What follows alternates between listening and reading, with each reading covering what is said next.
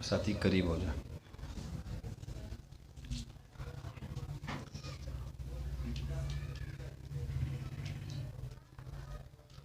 الحمد للہ وحدہ والصلاة والسلام علی من لا نبی بعدہ۔ میرے واجب الاحترام عزیز ساتھیوں، ہم اپنی ذات میں کچھ بھی نہیں ہیں، جو کچھ بھی ہے ٹوٹے پھوٹے اپنے شیخ کی برکت سے۔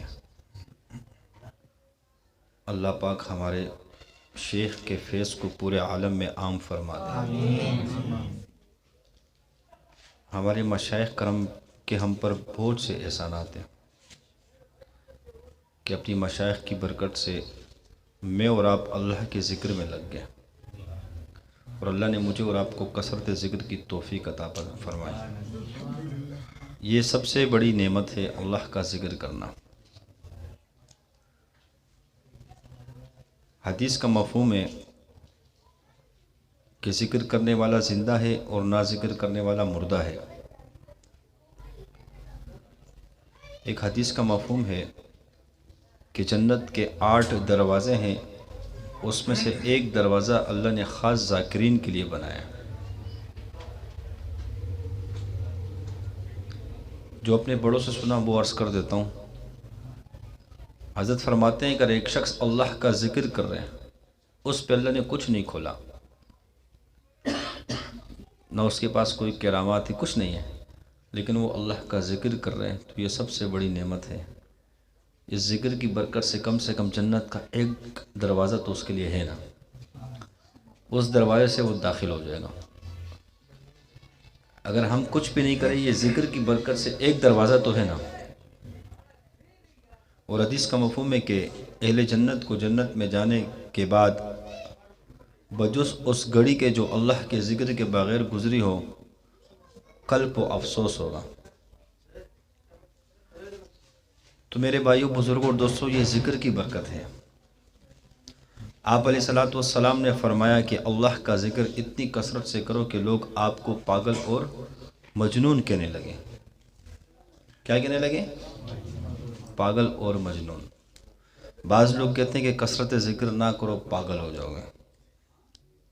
ہم لوگوں کی سنیں، نبی کی فرمان کی سنیں؟ کس کی سنیں؟ آپ علیہ الصلوۃ والسلام تو ہمارا ایمان ہے، جو فرما دیا پتھر پہ لکیر ہے۔ آسمان کی چھت تو ٹوٹ سکتی ہے، کائنات کا نظام دھرم برم ہو سکتے، لیکن آپ علیہ الصلوۃ والسلام کا فرمان جھوٹ نہیں ہو سکتا۔ یہ ہمارا ایمان ہے۔ ایک بدھو صحابی آتے ہیں آپ علیہ الصلوۃ والسلام کے پاس، فرماتے ہیں کہ یا رسول اللہ، اللہ کی دربار میں خاص مرتبہ چاہتا ہوں۔ آپ علیہ الصلوۃ والسلام فرماتے ہیں کہ خوب کثرت سے اللہ کا ذکر کرو۔ یہ نہیں فرمایا کہ قلیل ذکر کرو، کثرت سے ذکر کرو۔ تو یہاں کثرت کا لفظ ہے۔ اگر کوئی شخص یہ چاہتا ہے کہ اللہ کیا مجھے مرتبہ ملے، تو اس کے لیے ذکر کثرت سے کرنا پڑے گا۔ اور قرآن کے اندر اللہ فرماتے ہیں کہ اے ایمان والو، اٹھتے بیٹھتے چلتے پھرتے خوب میرا ذکر کرو، اور آسمان اور زمین کے پیدا ہونے میں غور کرو۔ تو یہاں بھی اللہ فرما رہے کہ ذکر کرو۔ اور ایک جگہ اللہ فرماتے ہیں قرآن کے اندر، جس کا مفہوم ہے ترجمہ، کہ اللہ جل جلالہ ارشاد فرماتے ہیں کہ اے ایمان والو، جب جمعے کی نماز ہو جائے،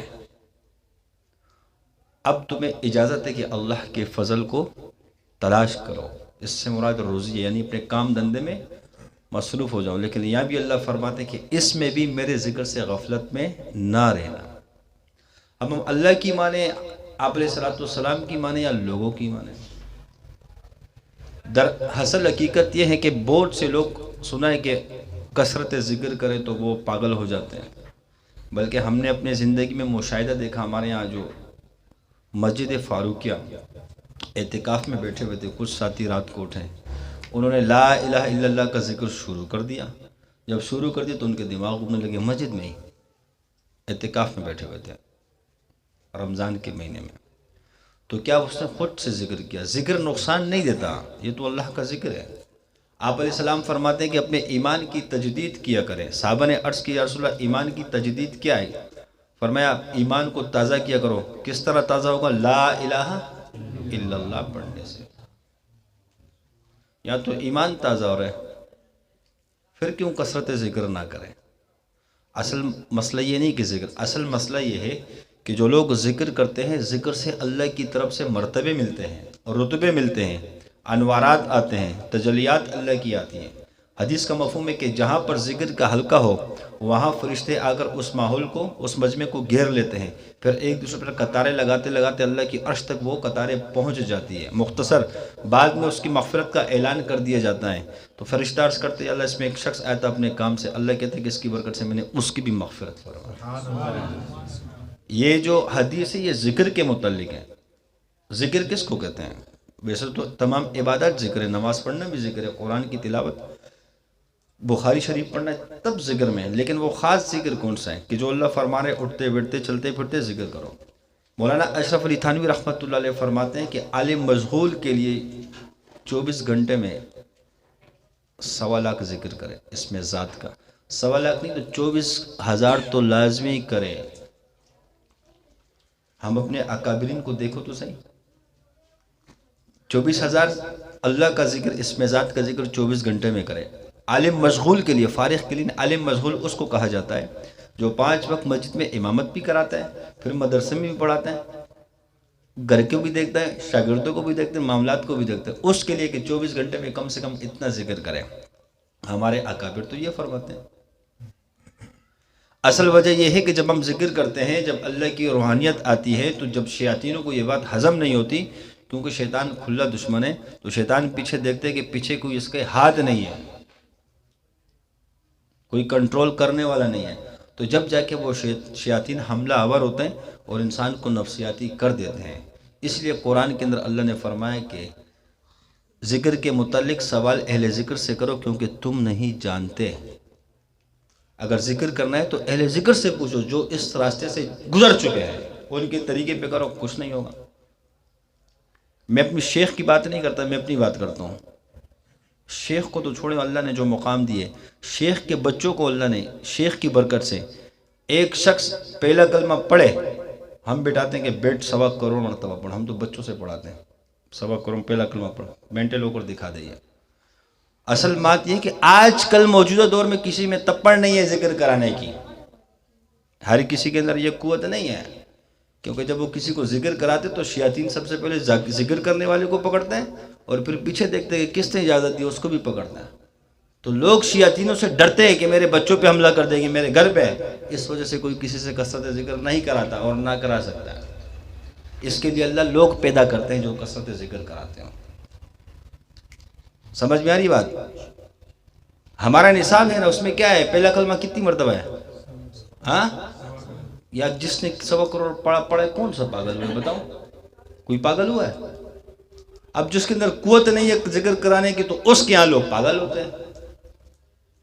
اور یہ تو ابتدا میں 1.25 کروڑ پڑھایا جا رہا ہے. اب اس نے کوئی مراحل طے نہیں کہ ابتدا میں 1.25 کروڑ اس میں ذات کا ذکر ہے، 1.25 کروڑ پہلے کلمے کا ذکر ہے. یہ ابتدا ہے، ابھی انتہا بھی نہیں ہے، اب درمیان بھی نہیں ہے.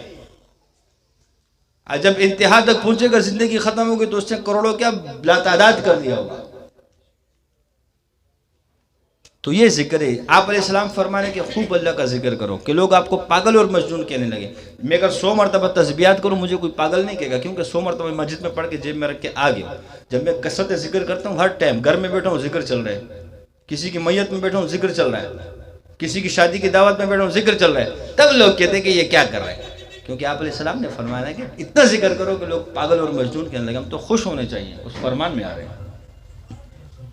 آ رہے کہ نہیں آ رہے ہیں؟ امام شاذلی رحمۃ اللہ علیہ فرماتے ہیں، امام شاذلی رحمۃ اللہ علیہ کے متعلق فرماتے ہیں، علامہ جزوی رحمۃ اللہ علیہ دلائل الخیرات میں فرمایا کہ شاذلی وہ ہے جن کو اللہ کے ذکر سے دنیا کا کوئی مشغلہ غفلت میں نہیں ڈال سکتا. یہ چلتے پھرتے ہر حال میں ذکر کرتے ہیں، یعنی دنیا کا کوئی بھی مشغلہ ان کو اللہ کے ذکر سے غفلت میں نہیں ڈالتا. یہ علامہ جزوی رحمۃ اللہ علیہ فرماتے ہیں شاذلیوں کے بارے میں. اور جس نے کثرت ذکر کا مزہ لے لیا، پھر وہ جب ذکر نہیں کرے گا تب یہ پاگل ہوگا. ذکر کرنے سے اب یہ پاگل نہیں ہوگا، ذکر نہ کرنے سے ہوگا. کیوں؟ جب آپ نے اتنا کثرت ذکر کیا تو اللہ کے ہاں محبوب بن گئے. جب آپ ذکر چھوڑو گے، اب اللہ نہیں چاہے گا کہ یہ میرے تذکرے چھوڑ دے، تو پھر آپ پہ وہ کیفیت آئے گی. اللہ چاہتے کہ اب یہ میرا ذکر کرے. اب اللہ آپ کو ذکر سے چھوڑنے نہیں دے گا. ذکر کو معمولی چیز سمجھتے ہیں ہم. یہ تو اللہ کی بہت بڑی نعمت ہے. اسی ذکر کی برکت سے تو اللہ پاک نظام چلا رہے. جب تک ایک لا اللہ اللہ کہنے والا ہوگا دنیا کا نظام چلتا رہے گا. ذکر کی برکت سے تو چل رہا ہے. کس کی برکت سے؟ آدم علیہ السلام دنیا میں اللہ نے اتارا. اما ہوا کو ایک طرف، آدم علیہ السلام ذکر کی برکت سے تو اللہ نے ملاقات کرائی. دعا پڑھتے تھے ربنا ظلمنا انفسنا. ابراہیم علیہ السلام آگ کے اندر ہے، اللہ نے آگ کو گلی گلزار کر لیا. کیا اسباب اپنایا؟ حسبنا اللہ ونعم الوکیل. تو ذکر کر رہے تھے. انبیاء ذکر کریں اور ہم کثرت ذکر نہ کریں. کیوں بھائی؟ کس بات پہ؟ یونس علیہ السلام مچھلی کے پیٹ میں ہیں. ذریعہ تو یہ ہو کہ ہاتھ میں تلوار اور چھری اور پیٹ کو پھاڑ کے نکلا جائے، لیکن 40 دن کیا ذکر کر رہے؟ کثرت ذکر نہیں ہے تو اور کیا ہے؟ آیات کریمہ کا لا الہ الا انت سبحانک انی کنت من الظالمین. انبیاء وہاں ذکر اپنا رہے ہیں. میدان بدر کے اندر ابو جہل لشکر لے کر آتا ہے. آپ علیہ السلام کے صحابہ کس حال میں؟ کسی کے ہاتھ میں تلوار ہے، کسی. آپ علیہ السلام وہاں ذکر کر رہے یا حی یا قیوم برحمتک استغیث. اللہ کی مدد آ رہی. ذکر تو یہ کہ جس سے اللہ کی مدد آتی ہے. ہم نے ذکر کو اتنا ہلکا سمجھ لیا. یعنی پوری کائنات کا نظام اس ذکر کی برکت سے چل رہا ہے. چل رہا ہے کہ نہیں چل رہا؟ دیکھو یہ مثالیں کئی دفعہ آ چکی ہمارے سامنے کہ ٹرین کراچی سے حیدرآباد جاتی ہے، پشاور جاتی ہے. اگر اس میں ایک مسافر ہو تو گورنمنٹ نہیں چلائے گی، ٹرین نہیں چلائے گی. گورنمنٹ اتنی پاگل ہے ٹرین کو بند کر دے گی. لیکن میرا اور آپ کا رب اتنا کریم ہے کہ حدیث کا مفہوم ہے کہ جب تک ایک بھی اللہ اللہ کرنے والوں، یہ سورج چاند ستاروں کا نظام اللہ چلاتے رہیں گے. یہی تو ذکر ہے. آپ علیہ السلام لیٹے ہوئے ہیں. ایک یہودی آتے ہیں، تلوار پکڑتے ہیں، فرماتے ہیں کہ اب مجھ سے تجھے کون بچائے گا؟ آپ علیہ السلام اللہ کے نام کی ضرب لگاتے، اللہ، جیسے ہم لوگ کرتے ہیں اللہ لگاتے، ضرب نہیں. آپ علیہ السلام نے ضرب لگائی اللہ. اس کے ہاتھ سے تلوار گری نیچے. آپ علیہ السلام نے اٹھائی، فرمایا اب مجھ سے تجھے کون بچائے گا؟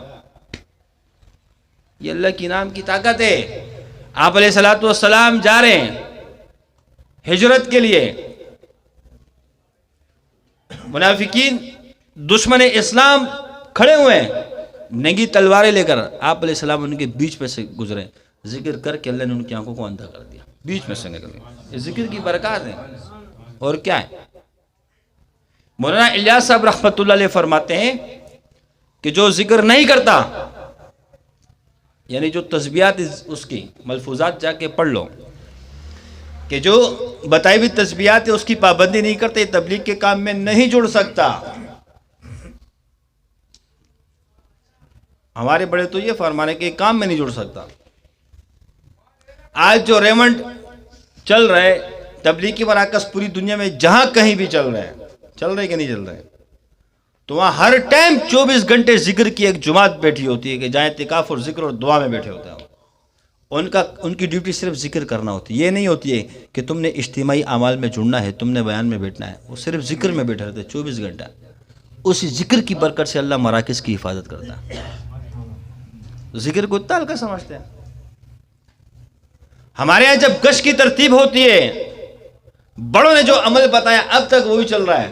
12 گشت ہو رہے ہیں ذکر کے لیے، ایک جماعت بیٹھی ہے، تو ان سے تو یہ نہیں کہا جاتا کہ 100 مرتبہ پڑھو. کثرت اثر سے مغرب تک پڑھو. وہ تو کثرت ذکر ہے. پھر ہے کہ نہیں ہے؟ تو ذکر کو ہم نے کیا سمجھا ہے؟ ذکر اللہ کی بہت بڑی نعمت ہے جس کو اللہ ذکر دے. صحابہ سے اللہ 13 سال ذکر کروائے، اس کے بعد ایک کام آتا ہے. ہم ذکر کو کچھ نہ سمجھے. 13 سال میں صحابہ نے کتنا ذکر کیا ہوگا؟ لا الہ الا اللہ. بلاتے بھی رہے اس کلمے کی طرف اور ذکر بھی کرتے رہے. یہ صحابہ کا طریقہ ہے، جو شاذلیوں کا طریقہ ہے. چلتے پھرتے اٹھتے بیٹھتے ذکر صحابہ کرتے تھے. موسیٰ علیہ السلام پہاڑ پہ جا رہے ہیں، 40 دن ذکر کر رہے ہیں. اللہ کتاب دے رہے ہیں انعام کے طور پہ. موسیٰ علیہ السلام کی انتہا ہے پہاڑ پر جا کر ذکر کرنا، میرے اور آپ کی آقا کی ابتدا ہے پہاڑ پہ جا کے ذکر کرنا۔ اب ابتدا کیسے ہے؟ اب نبوت کا اعلان نہیں فرمایا، آپ علیہ السلام غار حرا میں جا کے ذکر فرما رہے، مسلسل جا کے 3 دن بیٹھ رہے، 3 دن کے بعد گھر آ رہے ذکر۔ 3 دن میں کتنا ذکر کیا ہوگا؟ قلیل ذکر کیا ہوگا۔ اس کے بعد آپ علیہ السلام 3 دن بھی گئے، 7 دن کے لیے بھی گئے، 10 دن کے لیے بھی گئے، 40 دن کے لیے بھی گئے۔ جو ہے نا روزے کی ترتیب، حشرے کی ترتیب یہی سے کہ آپ علیہ السلام 3 دن کے لیے بھی گئے، حشرہ بھی لگائے، 40 دن بھی لگائے غار حرا میں۔ موسیٰ علیہ السلام کی انتہا ہے پہاڑ پہ جا کے ذکر کرنا، آپ علیہ السلام کی ابتدا، اس امت کی تو ابتدا سے ذکر ہے، اس امت کو تو ابتدا سے ذکر میں لگایا جا رہا ہے۔ حدیث کا مفہوم ہے جس کا پہلا کلمہ لا الہ الا اللہ ہو اور آخری کلمہ لا الہ الا اللہ ہو، 1000 سال زندگی گزارے ہیں، اس سے کسی گناہ کا مطالبہ نہیں ہو، تو بچپن سے ذکر میں لگایا جا رہا ہے۔ حدیث کا مفہوم ہے کہ جب بچہ بولنے لگے اس کو ذکر پہ لگاؤ، اس کو لا الہ الا اللہ سکھاؤ۔ بچے کو ابتدا میں ہی ذکر پہ لگایا جا رہا ہے، ہم ذکر کو کچھ نہ سمجھے، یہ کون سی بات ہو گئی؟ آپ جن میں نہیں ہے قوت ذکر کرانے کی، تو ان کے یہاں یہ ہے کہ مینٹل ہو گئے، پاگل ہو گئے۔ ہمارے یہاں نہیں ہے بھائی، نہیں تو آؤ ہم اجازت دیتے، بیٹھو یہاں کروڑوں میں کرو۔ پاگل ہو گئے تو پھر بولو، خود سے کرو گے تب پاگل ہو گئے۔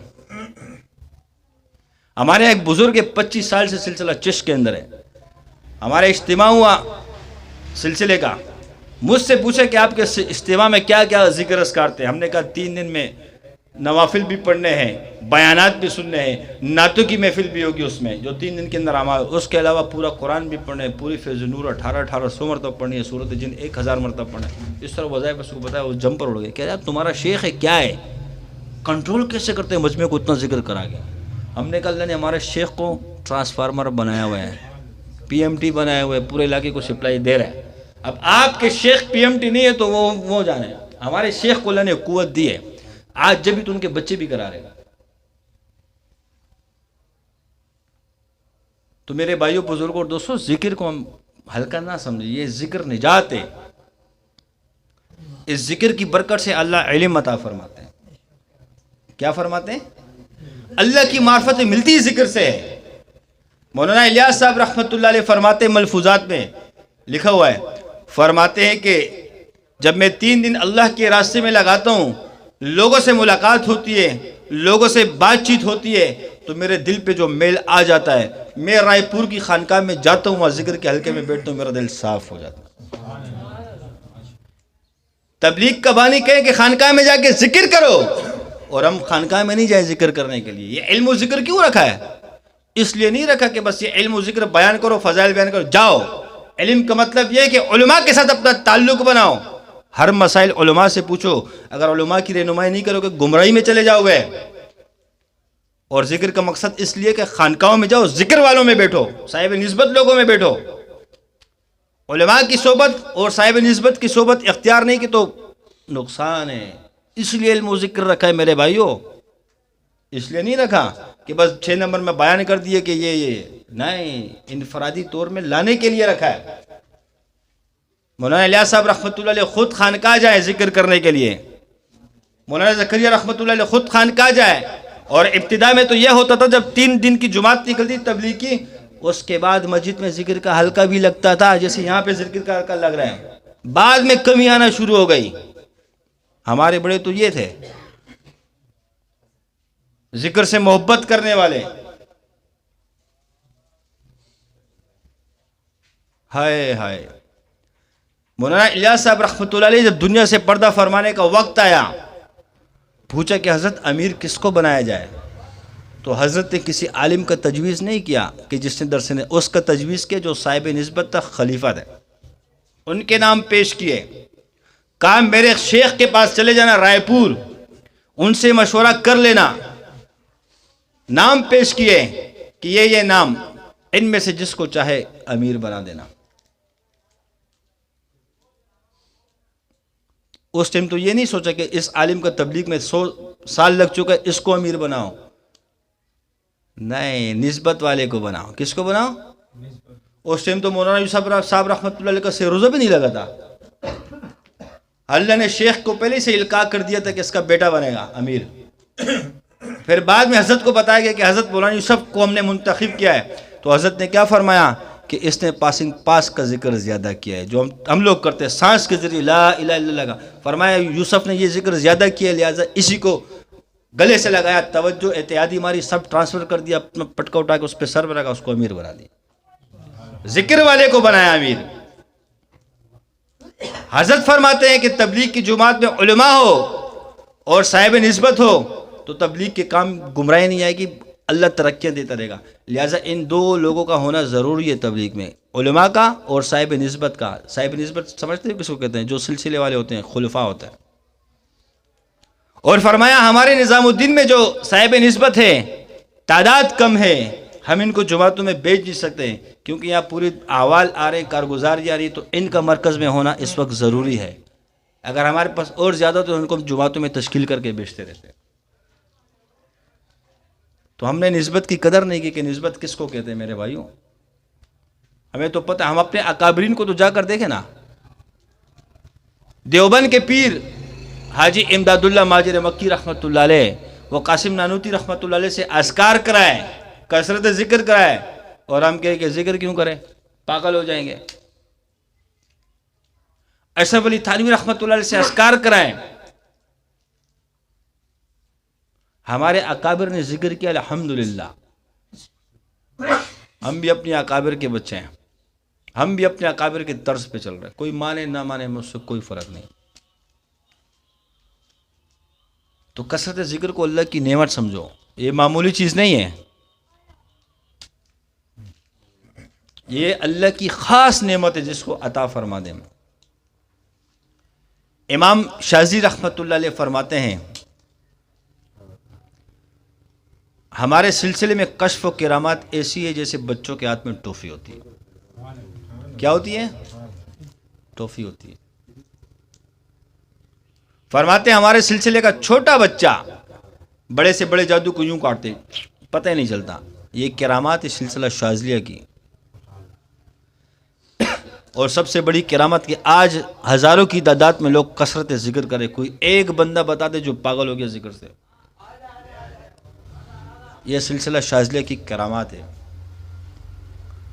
اور فرماتے ہیں کہ ہمارے پیر حضور ہے صلی اللہ علیہ وسلم۔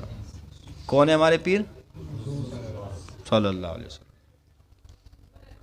تو میرے بھائیوں بزرگوں دوستوں، ہم ذکر میں کریں۔ یہاں ایک چیز اور ہے، مولانا الیاس صاحب رحمۃ اللہ علیہ کے ملفوظات کو پڑھیں۔ ملفوظات میں لکھا ہے کہ جب انسان دین کے کام کو اختیار کرتا ہے تو دو اس کے دشمن ہوتے ہیں۔ کتنے ہوتے ہیں؟ ایک باہر کا، ایک اندر کا۔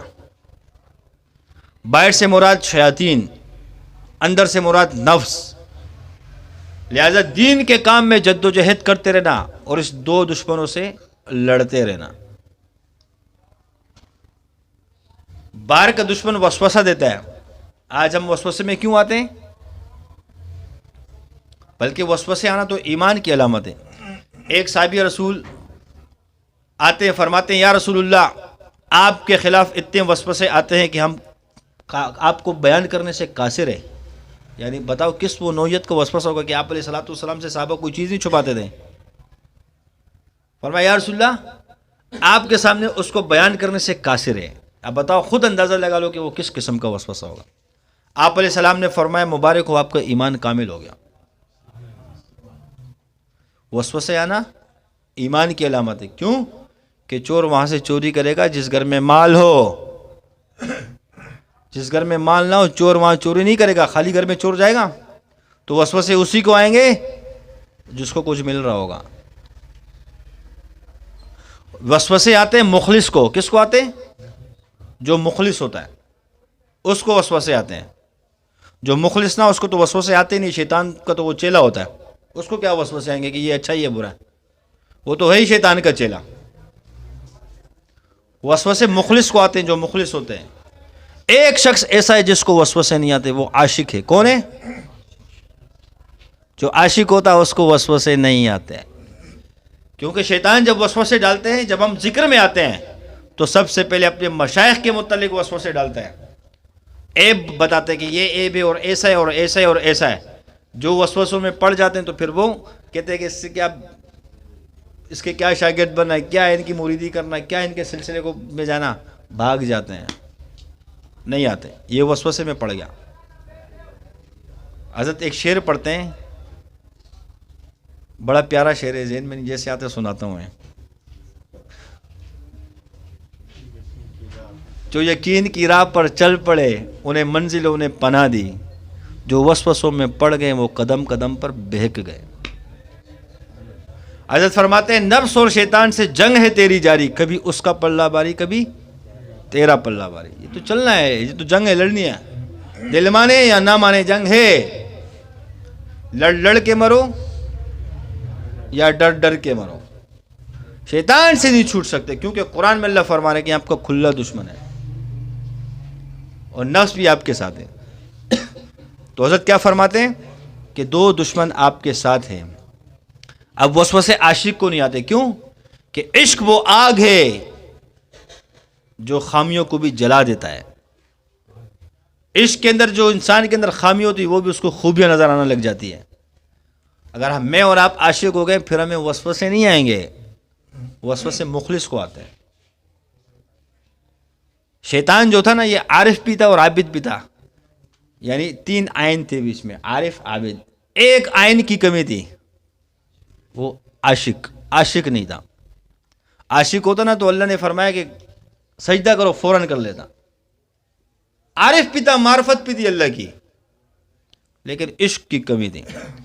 جو عاشق ہوتا ہے نا، جیسے بڑوں کا حکم آیا لبیک، پھر یہ نہیں سوچتے کہ اس میں فائدہ یا نقصان ہے. لہذا میں اور آپ عاشق بنیں. جب عاشق بنیں گے تب وسوسے نہیں آئیں گے.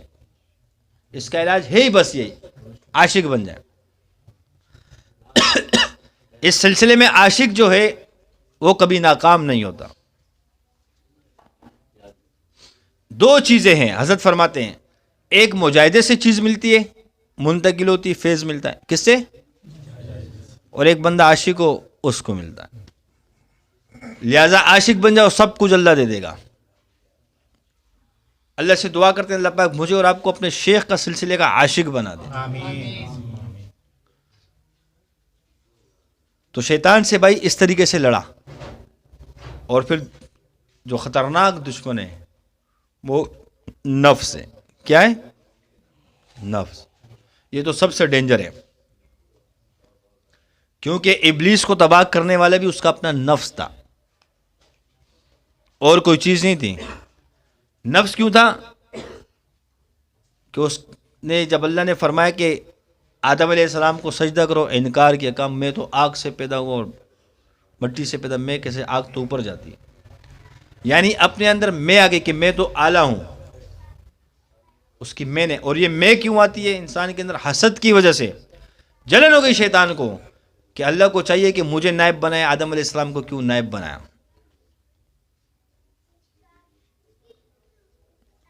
تو حسد کا مرض خطرناک ہے.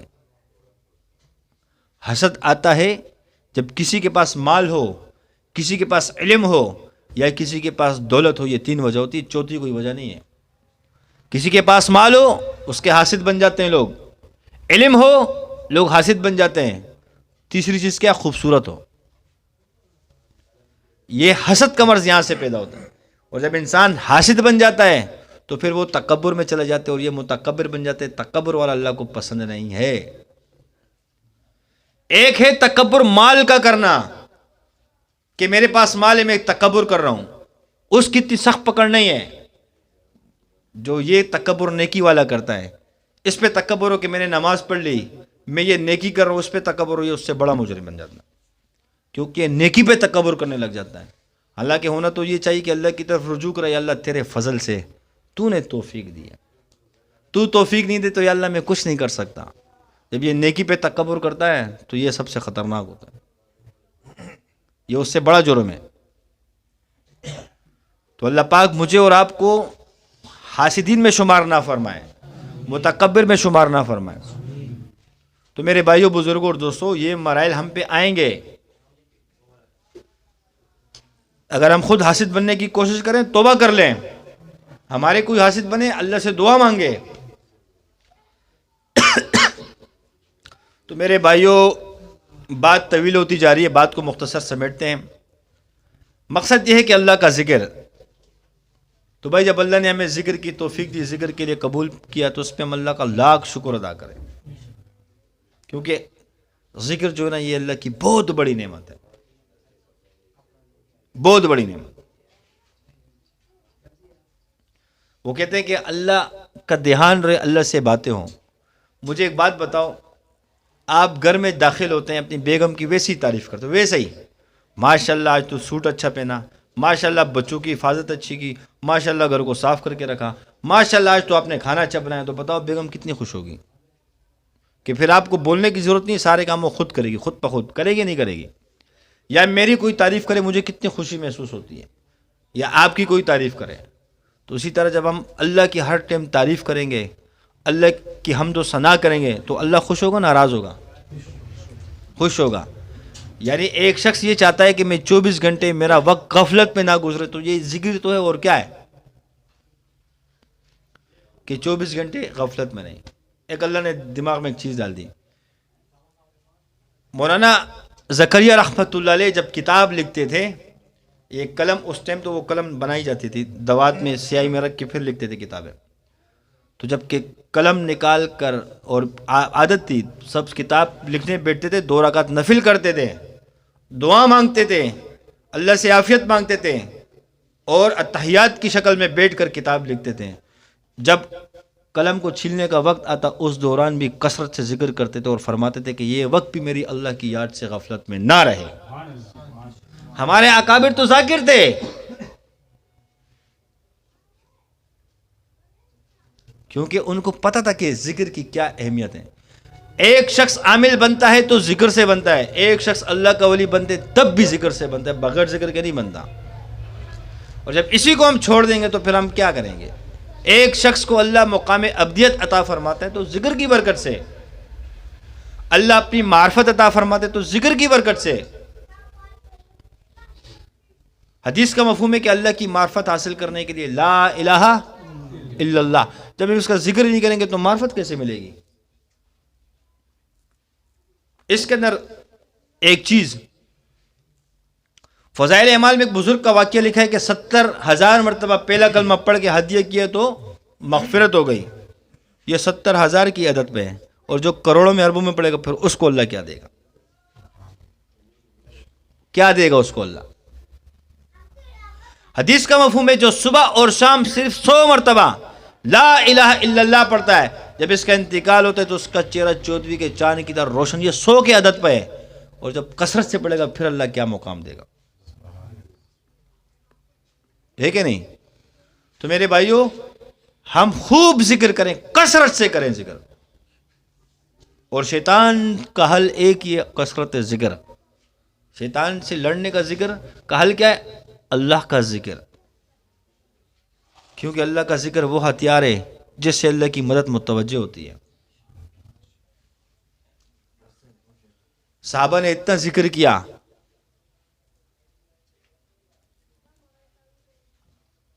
کہ خالد بن ولید رضی اللہ عنہ بسم اللہ الذی لا یضر، یہ دعا پڑھ کر دم کیا، دعا پڑھ کر زہر پی لیا، اثر نہیں کیا.